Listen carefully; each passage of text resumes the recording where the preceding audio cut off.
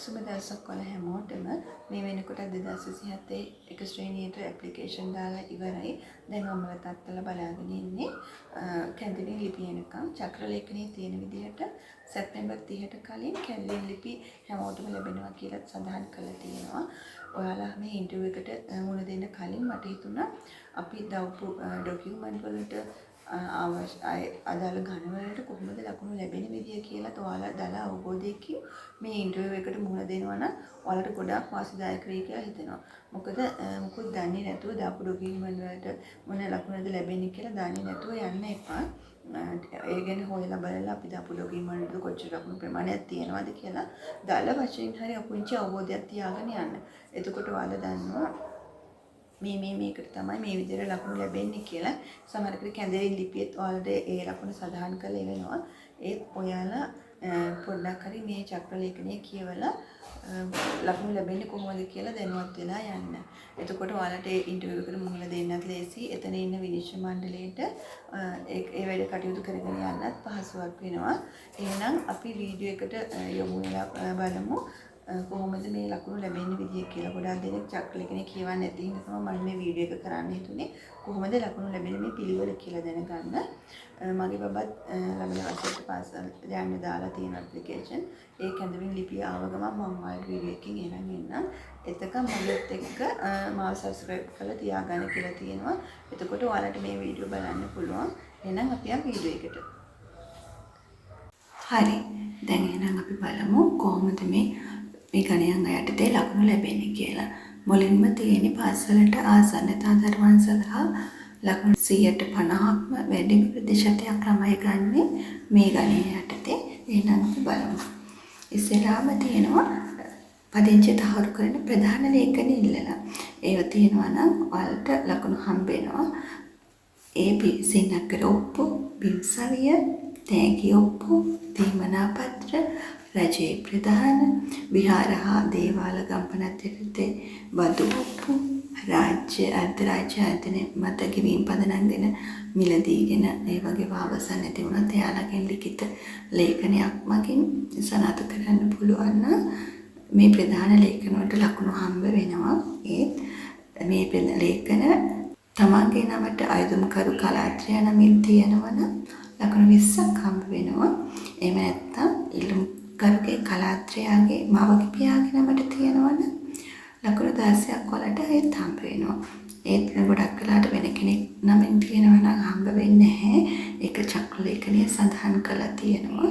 ඔයාලට වැඩිදුර එක ලකුණු ලබන්න කොහොමද කියලා අවශ්‍ය නම් ඒ චක්‍රලේඛනයේ දෙකටම කියවන්න වෙනවා. ඊට පස්සේ අපි බලමු කොහොමද ආයෙ ලකුණු ලැබෙන්නේ කියලා. අයදුම්කරු කලාත්‍රය නමින් පමණක් ඇති ලියාපදිංචි කළ ඇති බදු ඔප්පු.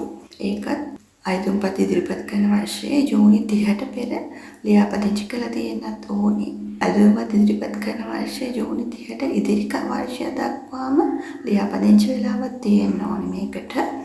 ඒකට වෙනම ඒ නිවාස වලට තේපලට වෙනම වරිපණන් අංක බදු අංක තියෙන්න ඕනේ. එතකොට තමයි ගෘහාංක සැලි තියෙන්න ඕනේ. එතකොට තමයි ලකුණු 10ක් ඔයාලට හම්බ වෙන්නේ. ඊට පස්සේ තියෙනවා අයදුම්කරු කලාත්‍රය නමින් පමණක් ඇති රජයේ නිල නිවාස. ඒ දෙපාර්තමේන්තු ප්‍රධානීන්ගේ ලිඛිත ලේඛනයක් තහවුරු කිරීමේ ලිපියක් ගත්තයින් පස්සේ ඒකෙම ඔයාලට ලකුණු 10ක් හම්බ වෙනවා. ඊගාව එක තමයි අයදුම්කරු කලාත්‍රය නමින් පමණක් ගෙවල් කුලී පනතියක් ලියාපදිංචිලා තියෙනවා නම් ඒ ගෙවල් කුලී හිමියන් කියලා සනාථ කරනවා නම් ඔයාලට ලකුණු 10ක් හම්බ වෙනවා. අයදුම්කරු කලාත්‍රයගේ නමින් පමණක් රාජ්‍ය අර්ධරාජ්‍ය ආයතනයේ ගෙවීම් පදනම් මත මිලදීගෙන ඒත් ගෙවල අවසන් නැතුව ලිඛිත ලේඛනයක් නැත්නම් මේ ගිවිසුම් ලබාගත් ආයතනය මගින් ගිවිසුම් පත්‍රයේ ලිඛිත හා ගෙවීම් කරන ලද ලදුපතක් ඉදිරිපත් කිරීමෙන් ඔයාලට ලකුණු 10ක් හම්බ වෙනවා. අයදුම්කරු කලාත්‍රය නමින් විහාර හා දේවාල ගම්පනත් යටතේ වාර්ෂික බදු ඔප්පු මත මිලදී අරගෙන ඇති බදු ඔප්පු වලට ඒ සිද්ධාස්ථානයෙන් නිකුත් කරන ලද වාර්ෂික ලදුපතක් ඉදිරිපත් කරන්න පුළුවන්. එතකොට ඔයාලට ලකුණු 10ක් හම්බ වෙනවා එකට. ඊට පස්සේ අයිතුම්කරු කලාත්‍රයා අඛණ්ඩව වසර 8කට වඩා වැඩි කාලයක් රජයේ ඉරිවක පදිංචි වෙලා මේ පදිංචි සනාථ කරන ලේඛනයක් නැත්නම් නාගරික කොමසාරිස් ප්‍රාදේශීය ලේකම් විසින් නිකුත් කරන සහතිකය මගින් ලකුණු ලබා ගන්න පුළුවන් ඔයාලට.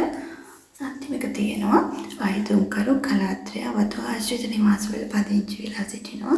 ඒත් වතු අධිකාරීන් අදාළ සහතිකය හා ප්‍රාදේශීය ලේකම්තුමාගේ විසින් නිකුත් කරන සහතිකය මගින් ලකුණු 5ක් ඔයාලට හිමි කරගන්න පුළුවන්. ඊට පස්සේ අපි බලමු වෙනත් පිළිගත හැකි මේ ලේඛන අතරින් 4ක් ඔයාලට ඉදිරිපත් කරන්න පුළුවන් නම් ඔයාලට ඒ ලකුණු 4ක් හම්බ වෙනවා. මේ ලේඛන අතරින් 4ක් තමයි ඔයාලා ඉදිරිපත් කරන්න ඕනේ. ඒත් අයිතුම්පත ඉදිරිපත් කරන වර්ෂයේ ජූනි 30 ඉඳලා පූර්ව ආසන්න වර්ෂ 6ක් කාලයක් පදිංචි වෙලා තියෙනවා කියන සනාථ කරන ලිඛිත ලේඛන තමයි මේකට අදාළ වෙන්නේ. අපි බලමු මොනවාද ඒ ලිඛිත ලේඛන කියලා. විතොල් බිල් තියෙන්න ඕන, ජල බිල්පත්, වරිපනම් බිල්පත්, අක්කර බදු බිල්පත්, අයිතුම්කරු කලාත්‍රයාගේ වෙන සහතික ඒ ටික තමයි තියෙන්න ඕනේ. අතරින් 4ක් තමයි තියෙන්න ඕනේ. පූර්වසන වර්ෂ 6ක කාල සීමාව තුළ තමයි මේ ලියකියවිල තියෙන්න ඕනේ. බලමු කොහොමද ඒ තියෙන වර්ෂයත් එක්ක ලකුණු ලැබෙන්නේ කියලා. වර්ෂ 1 අවුරුදු 1ට වැඩි අවුරුදු 2 දක්වා කාලයක් දක්වා නම් ලකුණු වලට හම්බ වෙනවා 0.8ක්. අවුරුදු 2ට වැඩි අවුරුදු 3 දක්වා නම් ලකුණු 1.6ක් හම්බ වෙනවා. අවුරුදු 3ට වැඩි අවුරුදු 4 දක්වා නම් ලකුණු 2.4ක් හම්බ වෙනවා. අවුරුදු 4ට වැඩි අවුරුදු 5 දක්වා නම් ලකුණු 3.2ක් හම්බ වෙනවා. වර්ෂ 5කට වැඩි වර්ෂ 6 දක්වා නම් ලකුණු 4ක් ඔයාලට හම්බ වෙනවා. මේකෙදිත් ඔයාලට කියන්න ඕනේ මේක අයිතුම්කරු කලාත්‍රය නමින් පවතින ලේඛනයක් නම් ඔයාලට ලකුණු 0.2ක් හම්බ වෙනවා. ඒත් අයිතුම්කරු කලාත්‍රයගේ මවගේ පියාගේ නමින් තියෙනවා නම් එක් ලේඛනයකට හම්බෙන්නේ ලකුණු 0.1 බැගින්. ඊට පස්සේ තියෙනවා රාජ්‍ය අර්ථ රාජ්‍ය ආයතනය සතු දේපලක උපන්දා සිට ඉඳලත් පදිංචි ස්ථානයේ තහවුරු කරන ප්‍රධාන ලේඛනයක් නැත්නම් ඡන්දහිමි නාම ලේඛනයේ සඳහන් වෙනවා නම් උපැන්න සහතිකේ අස්වීම් සහතික විවාහ සහතික ඉදිරිපත් කරලා ආයතනකරුට එම උපන්දා සිට එම ආයතනය මගින් නිකුත් කරන ලිපියක් ඉදිරිපත් කිරීම සමුඛ වර්ෂණයේදී ඉදිරිපත් කිරීමෙන් ඔයාලට ඒ ලකුණ ලබා ගන්න පුළුවන්. එතනදී ලකුණු 15ක් ඔයාලට හම්බ වෙනවා. ඊට පස්සේ අන්තිම එක තියෙනවා වතු අධිකාරික යටතේ පාලනය වන වතුවල කටයුතු පවත්වා ගැනීමට සේවකයන් පදිංචි කරලා තියෙනවනේ. ඒ අයට ස්ථාන තහවුරු කිරීමේ කිසිදු ලේඛනයක් නැත්නම් වතු අධිකාරිය විසින් නිකුත් කරන ලිපියයි ග්‍රාම නිලධාරී විසින් සාතික කරලා ප්‍රාදේශීය ලේකම් විසින් අනුමත කරලා වෙනත් කිසිදු පාසලකට ලකුණු කැපෙන්නේ නැත්නම් ඔයාලට ඒ ලේඛන මගින් ලකුණු 15ක් හම්බ වෙනවා ඒ ලේඛන ඉදිරිපත් කිරීමෙන්. ඊට පස්සේ අපි බලමු පදිංචි තහවුරු කරන අතිරේක ලේඛන මොනවද කියලා. මේ එක් ලේඛනයකට ඔයාලට එක ලකුණු බැගින් ලකුණු 5ක් හම්බ වෙනවා. ඔයාලට මේ ලේඛන අතරින් ලේඛන 5ක් තමයි ඉදිරිපත් කරන්න තියෙන්නේ. ජාතක හැඳුනුම්පත, වේදුරු බලපත්‍රය, ස්ථාවර දුරකථන පිළිපත්, පාසල් හැර යාමේ සහතිකය, විවාහ සහතිකය, ළමයාගේ උපැන්න සහතිකය, අයිතුම්කරුගේ කලාත්‍රයාගේ බැංකු පොත, වාහන ලියාපදිංචි සහතිකය, වාහන ආදායම් බලපත්‍රය හෝ වාහන රක්ෂණ සහතිකය. මේකදී උපරිම ලකුණු 5ක් ඔයාලට හම්බ වෙනවා. ඊට පස්සේ තමයි තියෙන පදිංචි සනාථ කිරීම සඳහා ඡන්දහිමි නාම ලේඛන ලියාපදිංචි කරලා තියෙන කොහොමද?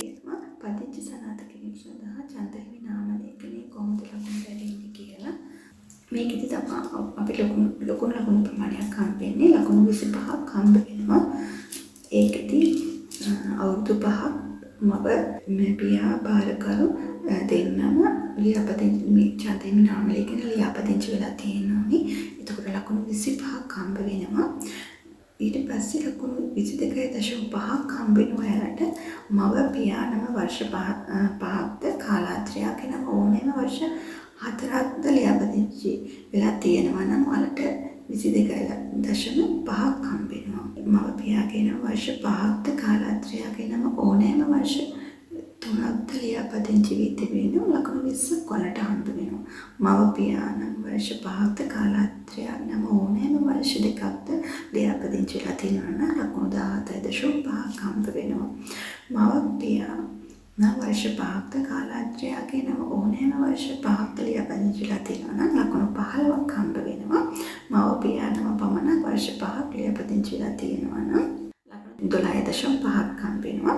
මේකද කියන්න ඕනේ එක් අයෙකුට එක් වර්ෂයක් සඳහා ලකුණු 2.5 බැගින් හම්බ වෙනවා. එතනදී ලොකු ලකුණු ප්‍රමාණයක් හම්බ වෙනවා. අවුරුදු 5ටම ලියාපදිංචි වෙලා තියෙනවා නම් ලකුණු 25ක් හම්බ වෙනවා වලට. ඒක ඔයා නිවැරදිව සඳහන් කරලා තියෙනවා නම් එතනදී ලොකු ලකුණු ප්‍රමාණයක් තමයි හම්බ වෙන්නේ. වලට ලකුණු 25ක් හම්බ වෙනවා. අපි ඊට පස්සේ බලමු. ඊට පස්සේ තියෙන්නේ අන්තිමේටම මේ ආසන්නතා ගණයටදී පදිංචි ස්ථානයේ සිට පාසලට ඇති ආසන්නතාවය.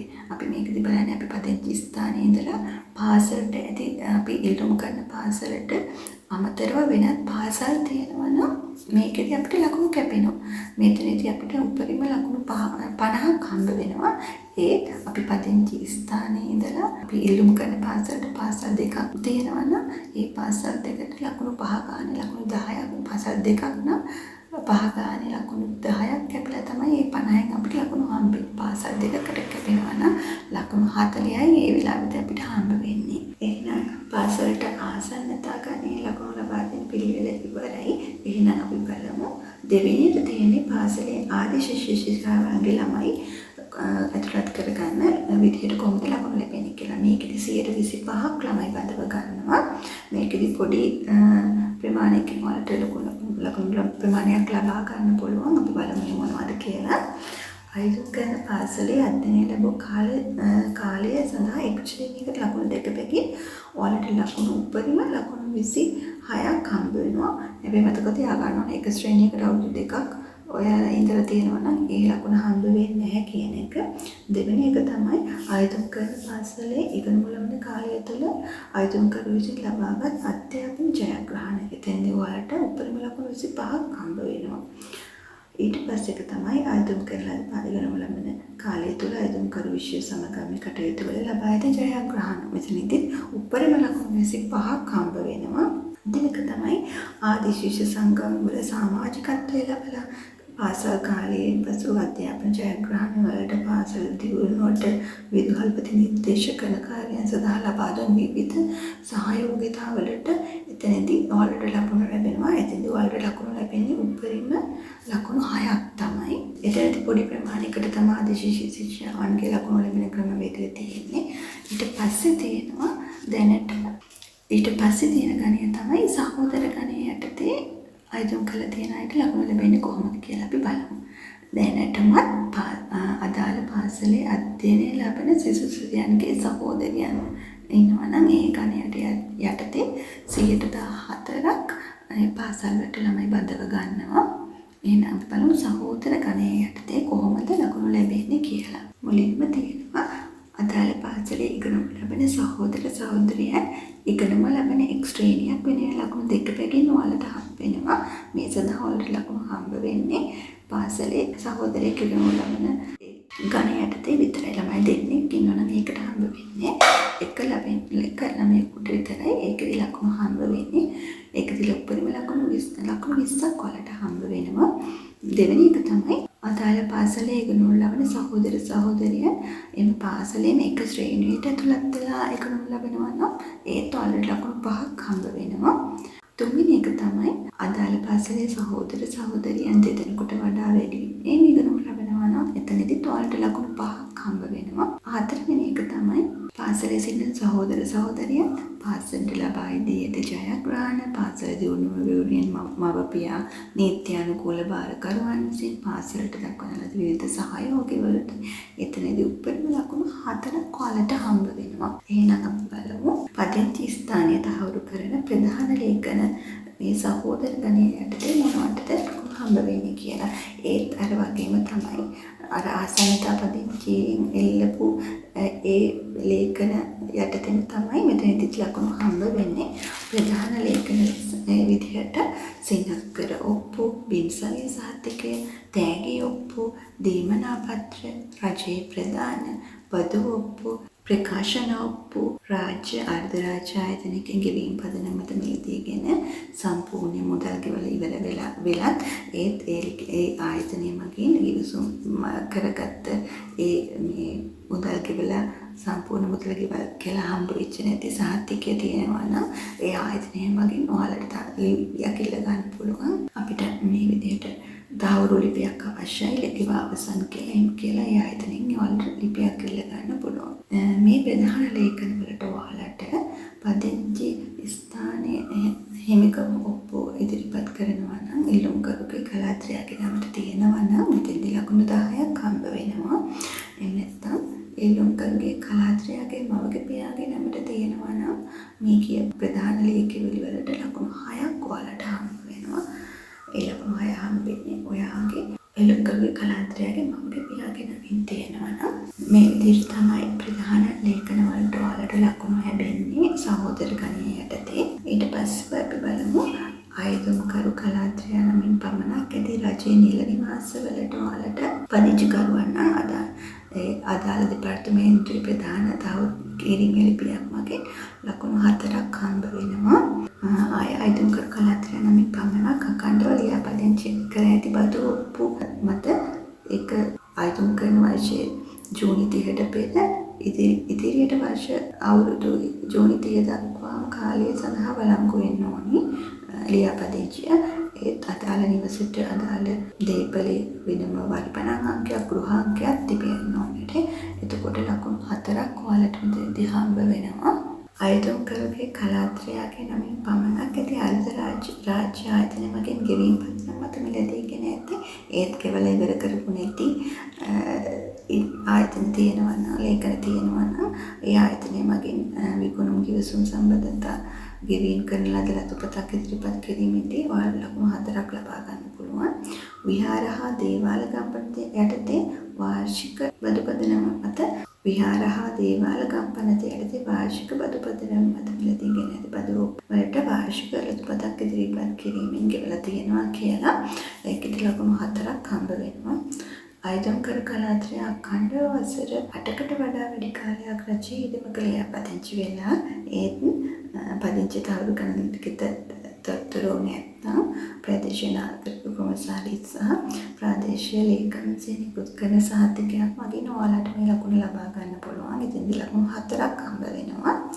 ආයතනකරු කලාත්‍රය වතු ආශ්‍රිත නිවාසවල පදිංචි කරුවෙක් නම් අදාළ වතු අධිකාරියේ අදාළ ප්‍රදේශීය ලිපියක් සහ ප්‍රදේශීය ලේකම්ගෙන් නිකුත් කරන ලිපියක් මගින් සනාථ කිරීමෙන් ඔයාලට මේ ලකුණ හම්බ වෙනවා. එතෙන්දී ලකුණු 4ක් ඔයාලට හම්බ වෙනවා. පස්සේ තියෙනවා පිළිගත හැකි වෙනත් ලේඛන 4ක් ඉදිරිපත් කිරීමෙන් ඔයා ලකුණු 4ක් උපයා ගන්න පුළුවන් ලේඛන 4ක් ඉදිරිපත් කරන්න පුළුවන්. මෙතනදී උපරිම ලකුණු 2ක් ඔයාලට හම්බ වෙනවා. ඒ පිළිගත හැකි වෙනත් ලේඛන විදියට විදුලි බිල්, ජල බිල්පත්, අක්කර බදු බිල්පත්, වරිපණන් බිල්පත් ඉදිරිපත් කරන්න පුළුවන් ඔයාලට. මෙතනදී අපි බලමු ඒකට අදාළ වෙන වර්ෂයට ලැබෙන ලකුණු ප්‍රමාණය කොච්චරක්ද කියලා. අවුරුදු 1 ඉඳලා අවුරුදු 2 දක්වා වැඩි නම් මේ ලේඛන තියෙන්නේ ලකුණු හම්බ වෙන ඔයාලට 0.4ක්. අවුරුදු 2කට වැඩි අවුරුදු 3 දක්වා නම් ලකුණු 0.8ක් හම්බ වෙනවා. අවුරුදු 3ට වැඩි අවුරුදු 4 දක්වා නම් ලකුණු 1.2ක් හම්බ වෙනවා. අවුරුදු 4ට වැඩි වර්ෂ 5 දක්වා නම් ලකුණු 1.6ක් හම්බ වෙනවා. වර්ෂ අවුරුදු 5ට වැඩි වර්ෂ 6 දක්වා නම් ලකුණු 2ක් වලට සම්පූර්ණ ලකුණ හම්බ වෙනවා. මෙතෙන්දි කියන්න ඕනේ ප්‍රධානම දේ තමයි ඔයාලගේ ආයතනකරු කලාත්‍රය නමින් පවතිනවා නම් ඔයාලට මේකදී හම්බ වෙන්නේ 0.1 බැගින් ලකුණ.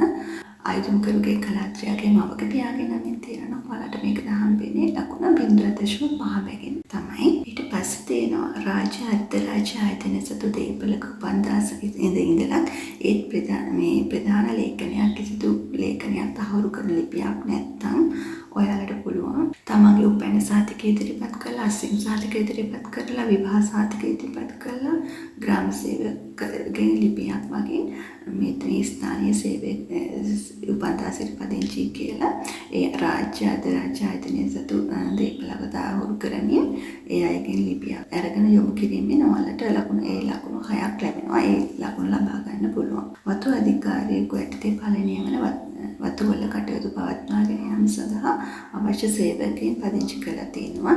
එතනදී පදිංචි තහවුරු කරන කිසිදු අවස්ථාවක ලේඛනයක් නැත්නම් වතු අධිකාරිය විසින් වතු ආශ්‍රිත නිවාසවල පදිංචි කියලා තහවුරු කරනවා නම් ග්‍රාම නිලධාරිය විසින් නිකුත් කරන සහතිකය ප්‍රාදේශීය ලේකම් විසින් අනුමත කර වෙනත් පාසලකට ඔයාලට ලකුණු කැපෙන්නේ නැත්නම් විතරක් ලකුණු හම්බ වෙනවා. ලකුණු 6ක්. එතනදී දීලා තියෙනවා චක්‍ර ලේඛනයේ සඳහන් කරලා තියෙනවා එතනදී උපරිම ලකුණු 10ක් හම්බ වෙනවා කියලා. ඊට පස්සේ අපි බලමු පදිංචි සනාථ කිරීම සඳහා ඡන්ද හිමි නාම ලේඛනයේ කොහොමද මේකෙදී සහෝදර ගණයේ යටතේ ලකුණු ලැබෙන්නේ කොහොමද කියලා. මේකෙදී ආසන්නතා පදිංචි කරන ගණයේ යටතේ ඉල්ලන ඡන්ද ලේඛනයට ලකුණු ලැබෙන්නේ නෙවෙයි. මේ සහෝදර ගණයේ යටතේ ලැබෙන ලකුණු ප්‍රමාණය ලැබෙන්නේ මෙතන ටිකක් අඩුවෙන් තමයි සහෝදර ගණයේ යටතේ ලකුණු ලැබෙන්නේ. අපි බලමු ඒ කොහොමද කියලා. මව හා පියා යන දෙදෙනාගේ නීත්‍යානුකූල බාරකරුගේ නම වර්ෂ 5ක් ලියාපදිංචි වී තිබේ නම් ලකුණු 20ක් හම්බෙන්නේ. මව පියා නම වර්ෂ 5ක්ද කාලාත්‍රයාගේ නම ඕනෑම වර්ෂ 4ක්ද ලියාපදිංචි වී තිබේ නම් ලකුණු 18යි හම්බ වෙන්නේ. මව පියාගේ නම වර්ෂ 5ක්ද කාලාත්‍රයාගේ නම ඕනෑම වර්ෂ 3ක්ද ලියාපදිංචි වෙලා තියෙනවා නම් ලකුණු 16යි හම්බ වෙන්නේ. මව පියාගේ නම වර්ෂ 5ක්ද කාලාත්‍රයාගේ නම ඕනෑම වර්ෂ 2ක්ද ලියාපදිංචි වී තිබෙන ලකුණු 14යි. මව පියාගේ නම වර්ෂ 5ක්ද කාලාත්‍රයාගේ නම ඕනෑම වර්ෂයක්ද ලියාපදිංචි තිබෙන ලකුණු 12යි. මව පියාගේ නම පමණක් වර්ෂ 5ක් ලියාපදිංචි වෙලා තියෙනවා නම් ලකුණු 10යි හම්බ වෙන්නේ. මෙතනදී මතක් කරන්න ඕනේ එක් අයෙකුට එක් වර්ෂයකට ලකුණු 2 බැගින් හම්බ වෙනවා කියන එක. එතනදී උඩරම ලකුණු 20ක් වලට හම්බ වෙනවා. ඊපස්සේ අපි බලමු අන්තිමේටම තියෙන්නේ සහෝදර ගණයේ යටතේ පදිංචි ස්ථානයේ සිට පාසලට ඇති ආසන්නතාවය අනුව වලට ලකුණු හම්බ වෙනවා. මෙතනදී උඩරම ලකුණු 30ක් හම්බ වෙනවා. මෙතනදී උපරිම වශයෙන් ලකුණු 30ක් වලට හම්බ වෙනවා. මෙතනදී ඔයාලා පදිංචි ස්ථානයේ සිට පාසලට ඔයාලට මෙතනදී පදිංචි ස්ථානයේ සිට අපි ඉල්ලුම් කරන පාසලේ අතරමැද පාසල් තිබෙනවා නම් ඒවට ලකුණු කැපෙනවා. පාසල් 3ක් තියෙනවා කියලා උඩට ඔයාලට 3 පැකින් ලකුණු කැපිලා තමයි ඔයාලට මේ ලකුණ හම්බ වෙන්නේ. එතනදී කිසිම පාසලකට කැපෙන්නේ නැත්නම් උපරිම ලකුණු වලට 30ක් හම්බ වෙනවා. ඊට පස්සේ තියෙන්නේ විශ්වවිද්‍යාල අධ්‍යයන කාර්ය මණ්ඩල තැනැත්තන්ගේ ළමයි ආයෙ තියෙනවා විදේශ රටවල ඉඳන් පැමිණෙන අයගේ ළමයි ගැන ලකුණු ලැබෙන විදිහ. අනිත් එක තමයි රාජ්‍ය ස්ථාන මාරු වීම ලබන අයගේ ඇතුළත් කිරීමේ ලකුණු ලැබෙන විදිහ. මට වෙලාවක් තිබුණොත් මම ඉදිරියේදී ඒ ඝන තුන යටතේ ලකුණු ලැබෙන්නේ කොහොමද කියලා සඳහන් කරන්න. මෙතෙන්ද කියන්න ඕනේ මේ චක්‍ර ලේඛනයේ සඳහන් කරලා තියෙන ප්‍රධාන විදිය ඔයාලට බලලා තමයි මම මේ ලකුණු ලැබෙන විදිය කියලා තියෙන්නේ. ඔයාලට හරියට පැහැදිලි කරගන්න ඕන නම් මුල ඉඳලම චක්‍ර ලේඛනයේ ලකුණු ලැබෙන්නේ කොහොමද කියලා කියවන්න වෙනවා. ගොඩාක් අපහසු කෙනෙකුට තමයි මම මේ කෙටියෙන් ඔයාලට මේ ලකුණු ලැබෙන්නේ කොහොමද කියලා සඳහන් කරේ. මෙහිමත් ඔයාලට අපහසු කෙනෙකුට මම බොහොම කෙටියෙන් සටහන් කරලා මේ chart එකක් මගින් මම ඔයාලට එහෙමත් ලකුණු ලබා කොහොමද කියලා අපහසුම කෙනෙකුට ලකුණු ලැබෙන්නේ කොහොමද කියලා ටිකක් පොඩි හරි අවබෝධයක් ලබා ගන්න පුළුවන් චන්දන විදියට chart එකක් දාන්න. එකපාරක් හරි චක්‍ර ලේඛනය කියවලා ඒ chart එක බලනවා නම් ඔයාලට ටංකාලා ඔළුවට දා ගන්න පුළුවන් කොහොමද මේ ලකුණු ලැබෙන ප්‍රමාණය කියලා. ඔයාලා ඉන්ටර්විව් යන්න කලින් මම කරන කියන දෙකම දේ තමයි චුට්ටක් හරි මේ චක්‍ර ලේඛනය කියවලා පොඩි හරි අවබෝධයක් තියාගෙන යනවා නම් ලකුණු ලැබෙන්නේ කොහොමද කියලා ඒක ඔයාලටත් පහසුවක් වෙයි මම හිතන්නේ. පාසල්වල තියෙන විනිශ්චය මණ්ඩලයටත් ඒක ලොකු පහසුවක් වෙයි. එතකොට ඔයාලට දැක්ක ගමන් තේරෙනවා මේ විදිහට තමයි ලකුණු හම්බ වෙන්නේ. මේ ගණයට තමයි මේ ලකුණු හම්බෙලා තියෙන්නේ කියලා ලොකු අවබෝධයකින් ඔයාලට බය නැතුව ඉන්ටර්විව් එකට මුහුණ දෙන්න පුළුවන්කම ලැබෙනවා. එහෙනම් ඔයාලා හැමෝටම මේක ලබන අවුරුදු ඉස්කෝලේ යන පුංචි දරුවන් ඉන්න අම්මලා තාත්තලා භාරකරුවන්ට හැමෝටම සාර්ථකව මේ ඉන්ටර්විව් එක මුහුණ දෙන්න සාර්ථක වේවා කියලා මම ප්‍රාර්ථනා කරනවා. එහෙනම් ඔයාලට සුබ දවසක්.